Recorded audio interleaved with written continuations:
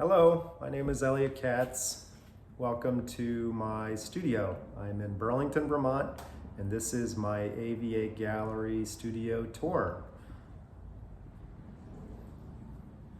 I want to show you around the studio. You'll see a bunch of work in progress, work getting ready to go to the gallery, as well as some of my tools, the space that I use, and my books. Maybe let's start with my books. What's my favorite book of the day? Probably the Tage Frid Teaches Woodworking Trilogy. You can learn all you need to know about making dovetail joints in there.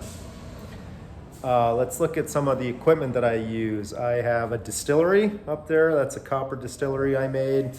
A 3D printer, a Apple computer with design software, 3D modeling software, 80/20 extruded aluminum, my Makita power station, all electric tooling, a bunch of steel. My goodness, a lot of steel. Oh, I have concrete, some more artwork. I don't know what this is. I guess I was playing basketball. This is my back space, which is my laboratory. Again, more Makita tools, some CNC carved wood block prints, a lamp, welded steel cattails, coffee, of course, coffee. My list of different things that I'm supposed to talk about for this video. Wood planes, axes, bent shovels, files, turned black walnut, shaved sapelli, all different types of tools. Oh, this is my favorite. This is a knife grinder that I use for all sorts of materials, wood. Old Walker Turner drill press still going. This is my studio mate, Becky Maycumber, amazing craftsperson, helped me on a lot of the artwork on this show. My bandsaw, some silicone rubber molds, more drill presses, digital photography on aluminum, more cattails, mountain bikes, road bikes, city bikes, all kinds of bikes. Storage, I don't know what this all is. These are all my materials. Rubbers, waters, 3D printed plastic, wax, extruded polystyrene, release agents, solvents. Oh wow, we shouldn't look too much into that. Let's take a look at some of the things that I have going on right now. I am making a gold-plated bolt, the biggest bolt I could find. That is not an easy job, but boy, does that turn out beautifully. Just looks so magical the way it reflects light. Rubber molds, printed, copies, waxes, all different types of things. I guess one thing that I should talk about is like, why do I make any of this stuff? How do I make it? It's interesting to me, but it's a nerdy thing. So how do I make this, or why do I make it? I grew up on a farm in rural Vermont. I grew up picking vegetables with my parents and my siblings. We had to work on the farm to make sure we could keep working. So we had to fix tractors, fix trucks, fix cars, fix tables, fix benches. We had all of these improvised materials lying around all the time. So I was always dealing with material to support our own lives, but also like the life of the plants. So this sort of relationship with material was something that was built into me by virtue of where I was raised. So I guess a theme that you'll see in this show from me is exploration of material and craft as a process for manipulating material.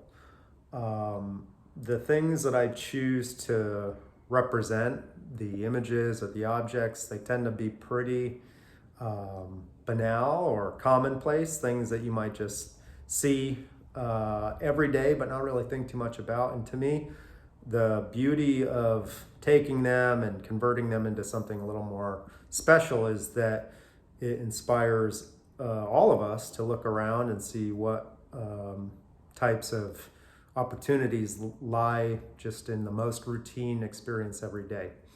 A good example of that would probably be just this twisted tower of cinder blocks.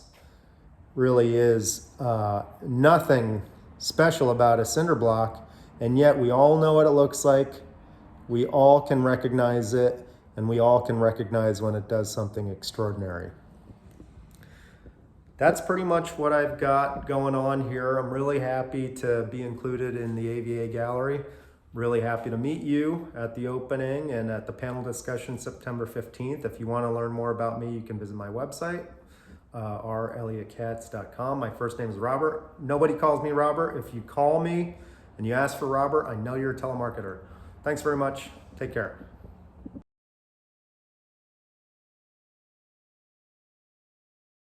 So I've been showing my work since 1980, and it's always been about nature, and it will always be about nature because that's what I'm fascinated with. And so the process of my work has come to this. I mean, I've done a lot of landscapes and I've done them differently, but this is what these oil paintings have come to for the last few years that I've been working on them. So I find things in nature that just catch my eye, and I can't help it. They just catch my eye, even if it's sumac or if it is lichen. It just catches my eye. And so I take these photographs, I pick out some that I think are outstanding, I put them in the computer and then totally change them with Photoshop, play with the colors, determine something that looks cohesive, and I print out a bad Xerox of it and I post it on my easel, and I just dig in painting. I don't grid or anything like that. I just start painting. And in the process, what happens is that changes occur. I have one where I think Matisse grabbed my paintbrush near the end, but for example, this one right here, this one, I started from a photograph, and it was going very, very realistic-ish. And then I realized as I was doing this portion that I had had a painting underneath this before, and I hadn't completely sanded it off. So there are images under it, and darned if they didn't look good. So I just left them. So yeah, my process is partly calculated and partly totally accidental.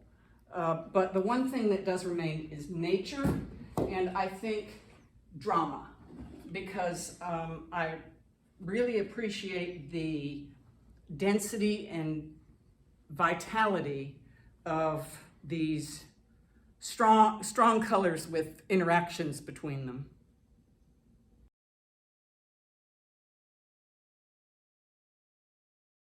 Good evening, everyone. I'm Roger Wells from Keys Art Garage Studio, North Sutton. I live on Keezer Lake, and my summer studio is in a garage, thus the name. I've been painting for about 12 years, and all my paintings are abstracts, and every painting tries to tell a story. Even if it's a single painting, there's a story in it. I do a number of series in which the stories are supposed to link together. This is one of them. A series about climate change, 15 paintings dealing with ice, wind, and water, and fire. The beginning painting is called photosynthesis. Without plants, there's no oxygen for us to breathe. And yet, as the painting next to it, Phalanx, shows, we are gobbling up our green environment, producing more and more CO2, which the plants love, but which is not good for us and other animal species. So I'm trying here to tell the story of how ice is changing the world because we're losing it, and how, as the world heats up, land becomes drier in many places, and as a result, we get stronger windstorms. The changing climate has resulted in more intensity, longer duration, and it's spread over a larger area. So the next phase, or the next group, is a blown up and blown down, which I will get to in a moment, about wind, and then the final group is about fire. These are the first two paintings in the Ice series. The first painting is entitled Gone. And one of the things I should say about all these paintings, while they are abstracts, they are all based on plant forms. Either a bark, as is the case with methane, the one with all the colors, or it is actually a picture of a plant that has been modified. If you look at this carefully, you can see a tree and a series of saplings, which is the basis for the painting, the form of the painting. But it's trying to show through the colors, predominant gray, that the Antarctic is melting, and when it does, we will have a desert island there. Methane is an important feedback loop that's coming from the melting ice. As the permafrost melts, it generates, because it's got a lot of debris and plant matter that generates a great deal of methane. And so the beautiful, very colorful, for a short time, areas of the northern lines, that we're losing that, and we're getting more and more open water.